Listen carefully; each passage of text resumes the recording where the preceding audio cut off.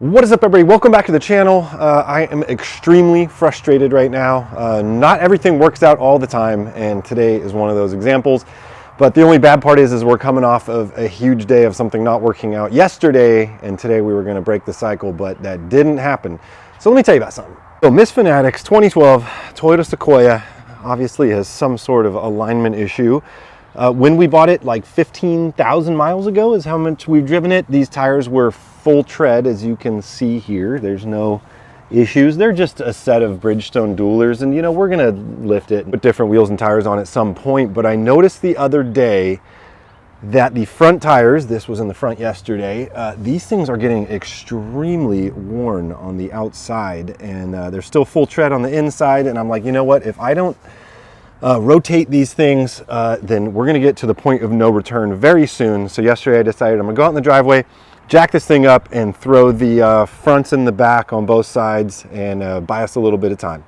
And this is where things get interesting. So this is a thin wall socket set that I use for most of my wheel and tire needs. The OG Sequoia over here uses this beautiful, there it is, 19 millimeter thin wall, and it's fits like a glove. So I figured, you know, maybe my 21 would fit the Sequoia over there. We'll just bring all these over there also. All right, so 21, nope. 22, no. 24, too big. Now, they don't make a 23, you guys. Every single set in the world, I went over to Home Depot, went to O'Reilly, every single deep socket set goes from 22 to 24. I did find a 23. It's the different pattern, and it doesn't fit either. So then I thought, you know what, since these are factory lugs, let's bust out the factory toolkit. Just for fun, let's go ahead and try some other sockets we have here. 7/8, no. 15/16. Not really.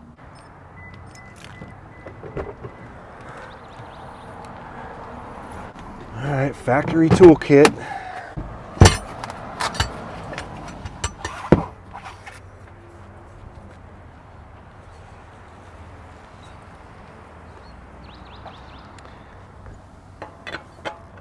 No. No. Nuh-uh. No. So what did I do? I went to Home Depot and I bought an entire another socket set, and I came home and nothing fit. So now I had wasted more money, more of my time, driven around, and still didn't get anything accomplished. So there's an awesome gas station. I'm actually friends with some people there, 76, and we're actually gonna go there in a few to get some propane. As I called my friend up there and I said, dude, can I come down there and see if you have any sockets that fit this Sequoia? We go down there, and you guys are not going to believe this. Now, I wish I had the socket set that I bought from Home Depot, but I actually returned it earlier. But there was a couple sockets in this lineup that fit 3 of the lugs on one wheel, but wouldn't fit the other 3, and then another would fit 2, but not the other. I've never seen anything like this. How could there be lugs on that Sequoia that have different size sockets, won't fit? I don't even understand it. So anyways, my friend at the shop was kind enough to put this thing up in the air. We rotated the tires and got that done, which is exactly what I wanted to do, because I'm telling you guys, look at this tire right here. Wow. Especially because it has like full tread on the inside. Now again, these tires don't mean anything to me, but we're going to get to the point here soon where they're going to be unsalvageable, and we're not really ready to make a move right this second. So I just really wanted to swap things up. Anyways, so that totally sucked. And so whatever, put that to rest yesterday. It's done. Woke up, and just a couple hours ago, I'm like, I'm going to go outside and throw those rear Fox shocks in the back of the OG Sequoia. And I feel like we're right back where we were yesterday. So, you know, I read online a couple years ago I was going to change out the rear shocks in this thing, and I think the reason why I never did is because all these forums I went to, they said, man, first off, you can hardly get to that top nut. It doesn't matter whether it's rusted out or whether it's absolutely flawlessly brand new like the case we have here. You'll never get it done. You're never, and so I climbed underneath there. The upper shock housing is spinning, so I threw some channel locks on there to stop it. It didn't matter. You can't get enough grip up top. There's not enough room to run an extension or link 2 wrenches together.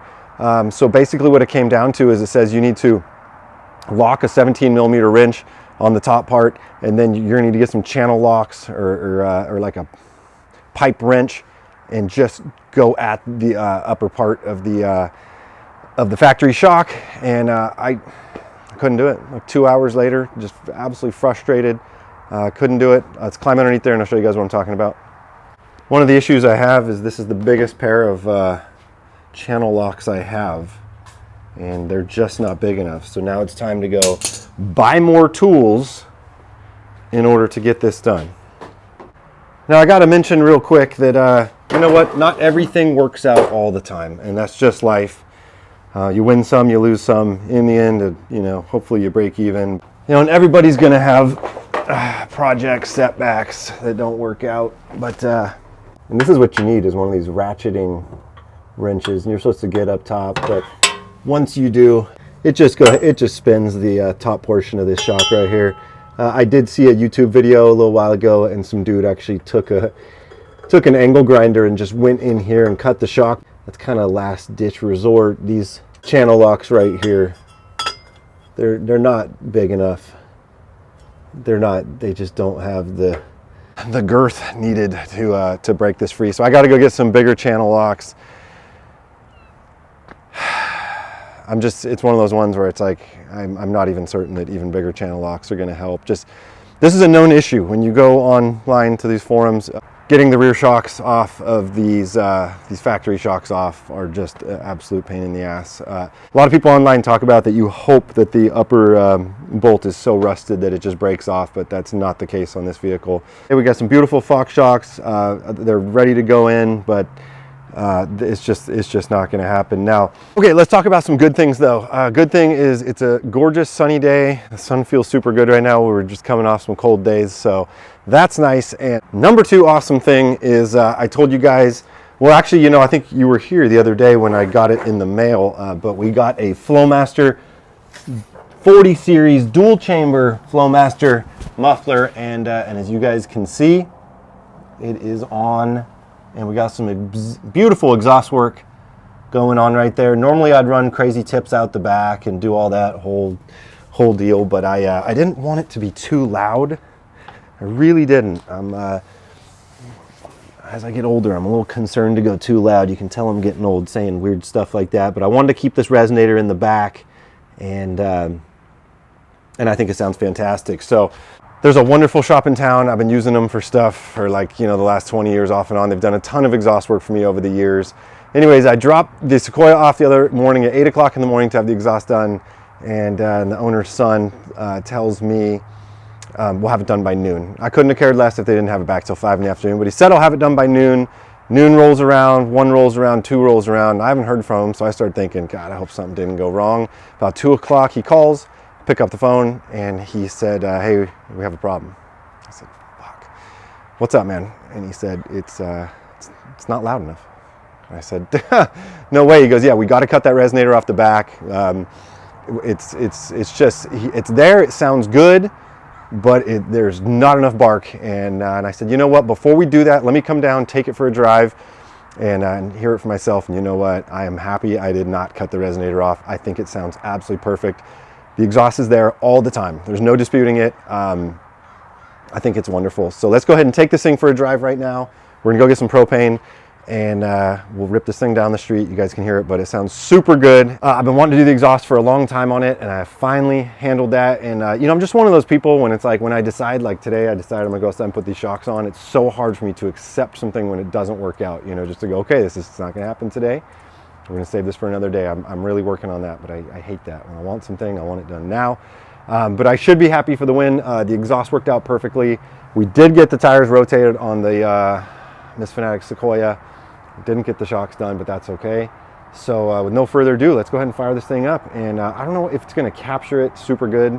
You know, it's like you kind of got to hear it in person, but it sounds wonderful. It's not too loud, has a very nice tuned exhaust sound rather than just like super loud. So Interestingly enough, when I did go pick it up at the shop, I told you I was dealing with the owner's son.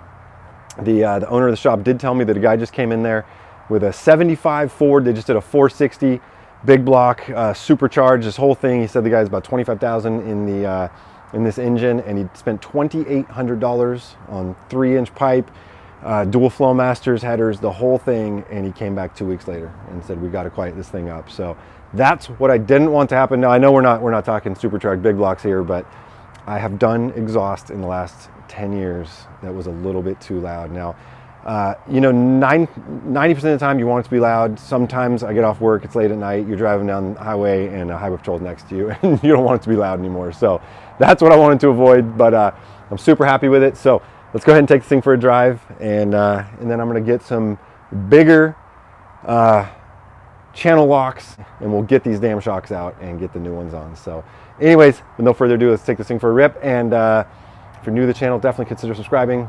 Everybody drop a big old thumbs up, and stay tuned for more videos.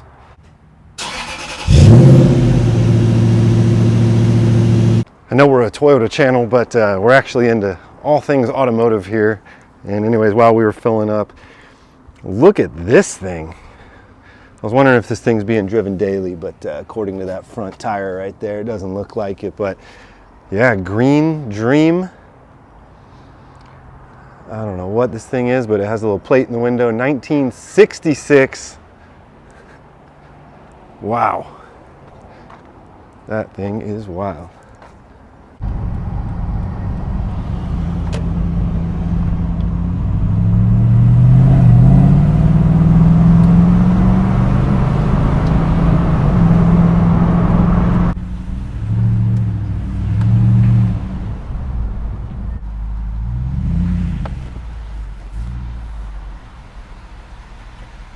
Anyways, I'm not sure if I captured any of the exhaust note. Normally I would have like put a GoPro by the muffler or by the tailpipe or something, but I'm focused on getting that propane in the barbecue, getting some barbecue going. Super sad the Fox shocks project didn't work out today, especially because I put on my Fox t-shirt that I bought back in like 04 or something. You know, Fox used to mean something. Now they make good shocks. The apparel, I don't know if it's cool as it used to be, but interesting fact about this shirt right here, it's actually a fake long sleeve. The sleeves are actually sewed in up here, so this was like a fake long sleeve with a short sleeve tee over it. I mean, does that just scream 2003, 4? If that doesn't, I don't know what does. Anyways, you guys, I'm officially out of here now. See you soon. Peace.